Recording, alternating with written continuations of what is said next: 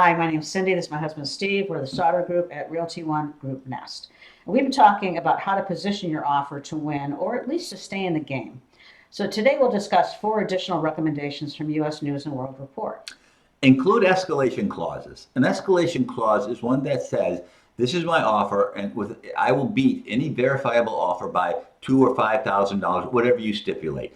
The problem with these is they get confusing, and you need to come in strong. You need to come with a strong offer, not at asking or below. Come in high, and then we'll escalate up from there. Because nothing's selling below offer price right now. Exactly. Another is to modify inspection requirements. Now, we talked a little bit about contingencies. When you do an inspection, you can let the seller know up front that you are going to do an inspection, and in many cases you should be doing an inspection, but you're not doing the inspection for the purposes of nickel and diming them with small little repairs that need to be made. You're looking for major faults that could end up costing you a lot of money, and that's a fair way to approach it, and hopefully the seller will see it that way too.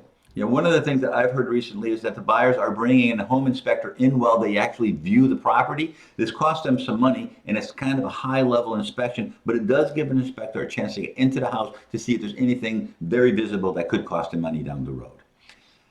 Include an appraisal gap guarantee. In today's market, everybody's selling over asking and maybe over the appraisal. If the house is appraised less than what you've offered, you've got to come up with that money at the table. So a seller wants to know that that's not going to be a problem. You do have the cash reserve to come in with that extra money. And just to kind of further explain that, in the old days, if there was an appraisal gap, that was something you could negotiate after the fact.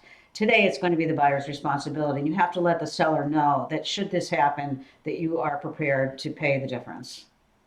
And the last one is personalize your bid. Now, people talk about writing letters and that kind of thing, but there are other things you can do. Have your agent talk to the seller agent and find out what's important to the seller. So if flexibility in the closing date is important to the seller, then that's something you want to do.